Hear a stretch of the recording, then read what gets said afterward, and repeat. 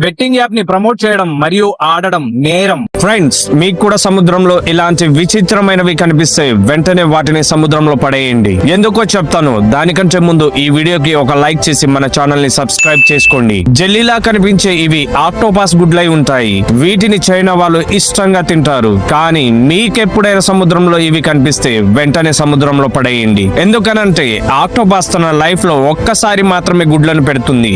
మీ బాడీపై గనక ఈ 3 గుర్తులు ఉంటే మీరు ఒక జీనియస్ అని చెప్పొచ్చు. Number 3, food shape. మన కాళ్ళలో షేప్స్ 5 రకాలుగా ఉంటాయి. ఒకటి ఈజిప్షియన్, రెండవది రోమన్, మూడవది గ్రీక్, నాలుగవది జర్మన్, ఐదవది సెలిటిక్. ఈ 5 గుర్తుల్లో మీ కాలు ఈజిప్షియన్ లేదా రోమన్ గుర్తులో ఉంటే మీరు చాలా లక్కీయెస్ట్ అలాగే intelligent persons. Number 2, finger alignment. మీ చేతులని ఈ పిక్చర్ లో కనిపిస్తున్న విధంగా పెట్టి ఉంచండి. ఇలా పెట్టాక మీ రింగ్ ఫింగర్ అలాగే ఇండెక్స్ ఫింగర్ ఒకే సైజు లో ఉంటే గనక మీరు ఒక ప్రత్యేకమైన మనిషి అని చెప్పొచ్చు. వీరి తెలివితేటలు కూడా మిగతా వారితో పోలిస్తే చాలా హైగా ఉంటాయి. Number 1, the letter X on your palm.